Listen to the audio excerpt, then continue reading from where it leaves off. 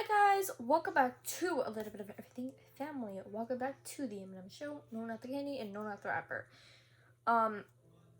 If you guys are new here, my name's Emily and this is my mom. Hi, I'm Dr. Amelia Ward. You can just call me Emily on this channel. So if you're wondering why we're posting later than usual, because we usually post at 6, I was doing homework.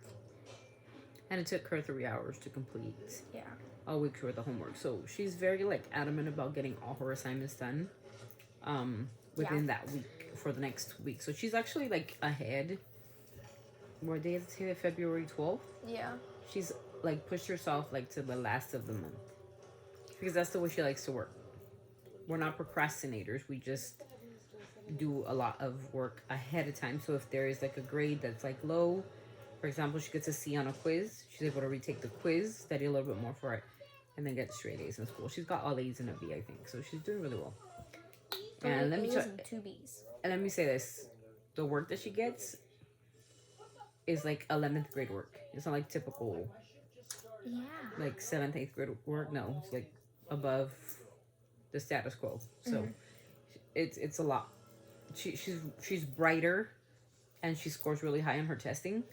So when the California state tests come around, she scores extremely high for her age. So instead of a 13-year-old should be scoring, she's scoring a 15, 16-year-old. So that's why they put her in very difficult classes, which is kind of like AP. So I appreciate that, but they're extremely hard. When I look at it, I'm like, I'd rather be a doctor. Anyway, so I want to explain the video that we did this morning. We had a funeral today. Yeah, the entire video was in dedication to Mr. Jorge Caldera, who passed away. To me, he was a great man.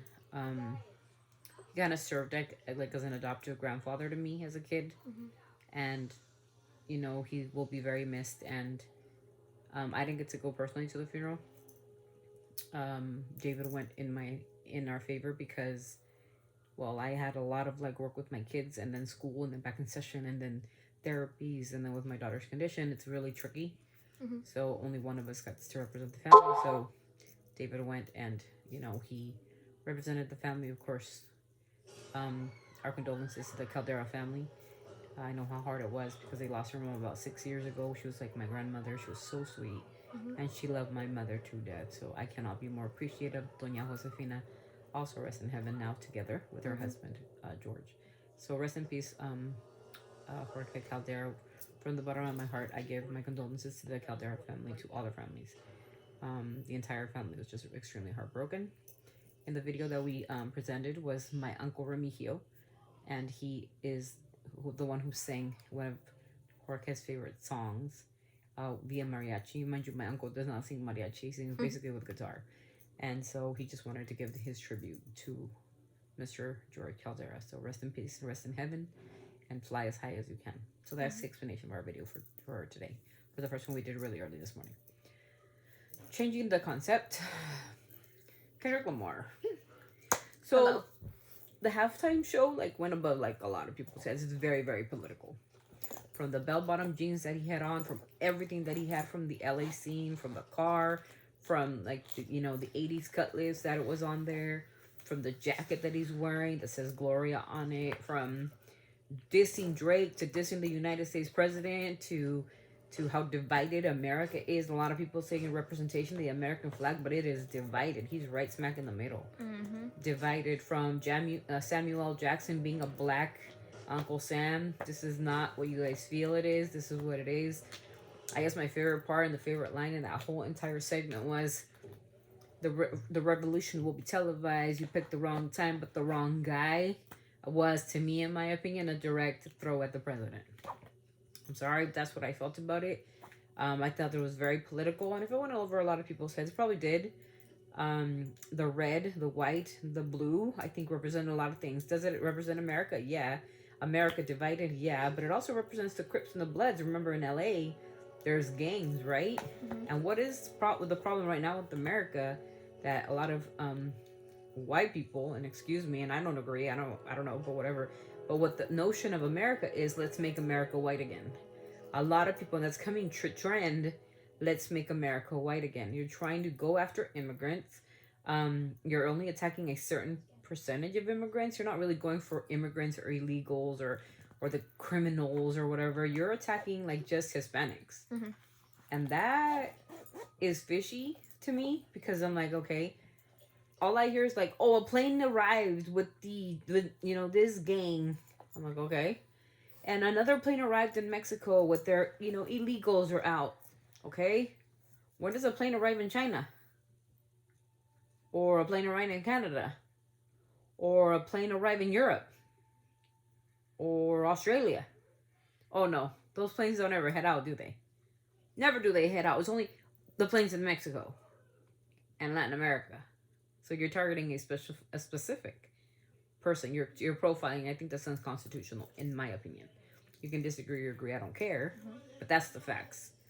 You're profiling. You're profiling a certain race. You're not after criminals and illegals. You're going after Hispanics. You're going after Mexicans, particularly, and that's what you're trying to get rid of. I don't know if we're your Achilles heel, America, but I think we are. You didn't finish the genocide, so that's what you're trying to do now. Mm-hmm. And that's what I feel about it now.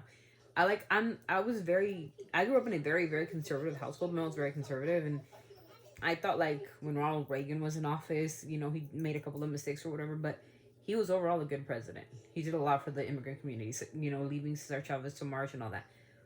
And leaving it to a Republican. This is a Republican president, by the way, who did the immigration of 86 and 87, which I was lucky to be a part of because I serve in that part of side of history. And then finished off by George W. Bush Sr. So another Republican president finished off the amnesty for Ronald Reagan. And then, of course, we had, Bill Clinton, and then we had George Bush, Jr., or, the younger George Bush. And then, of course, we had Barack Obama, and then we had, Joe Biden, and then we had, Trump, and then we had, another Joe Biden, and then, of course, back to Trump.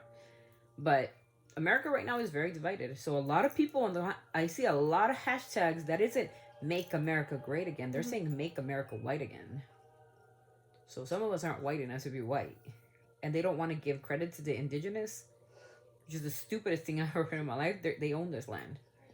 They own you and me. They own us. Like what? If they want to, they can kick us out. And where are we going to go?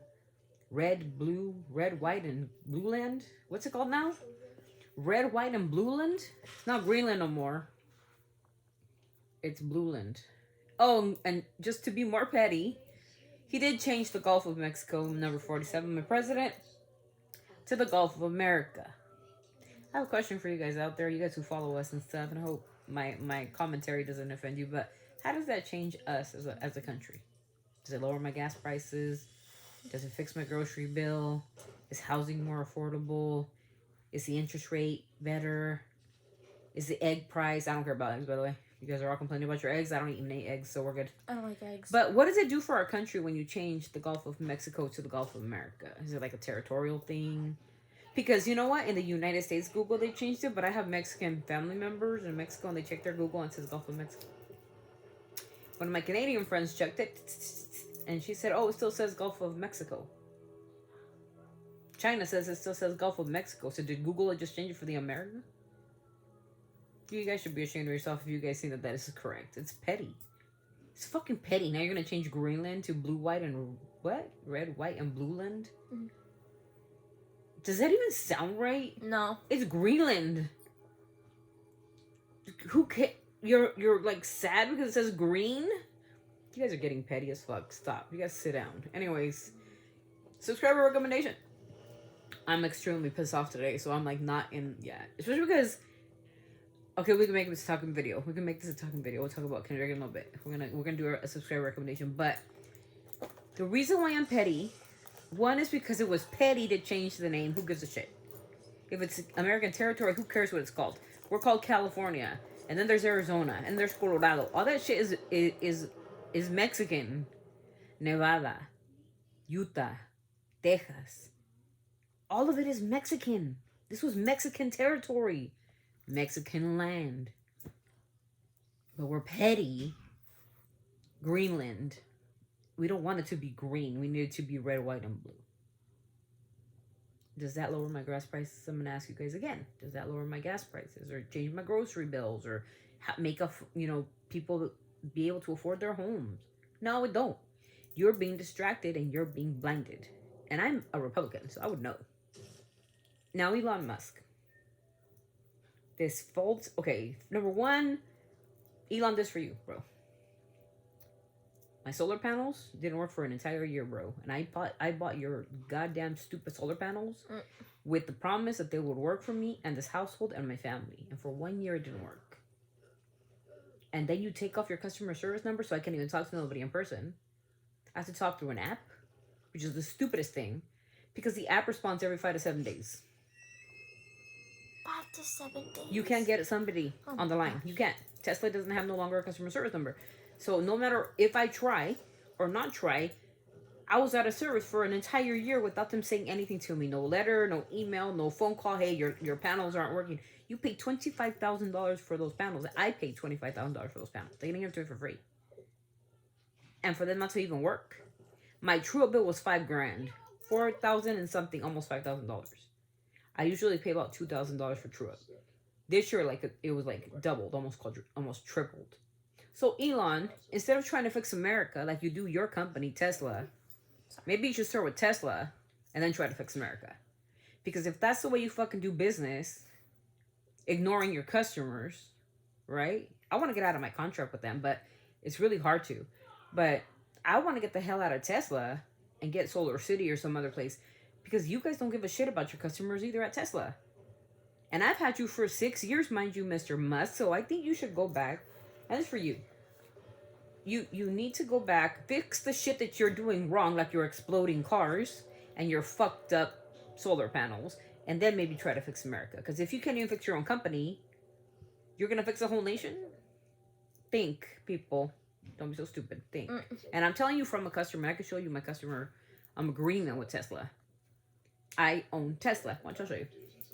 Just so you know that I'm not lying, okay? I own Tesla. I own products from them. Why? Came with the house. Just so you don't think oh, she's a liar. She's lying. She doesn't have Tesla. She couldn't afford it. Tesla. This is my home. See? See? This is my Tesla app. And if I want to get supports from Tesla, this is how you get support. See? No customer service number, no gateway, no nothing. Contact us. Account. Maintenance.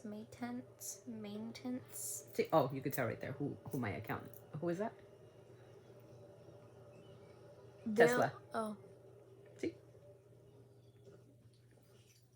See? Billments and payments, contracts and all this shit.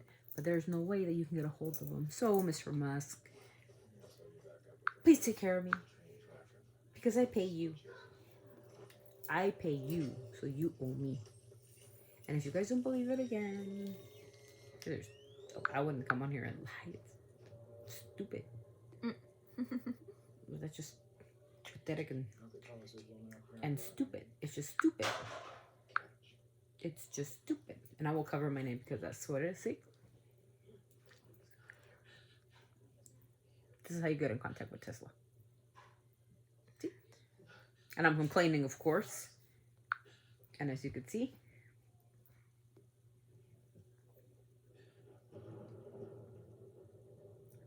this is their... Oops. Trying to record again. But that's me right there. Talking about the 8 months with no electricity, almost a year. And this is their response. So this is how you get a hold of Tesla. And it's Tesla. So Mr. Musk, I'm sorry.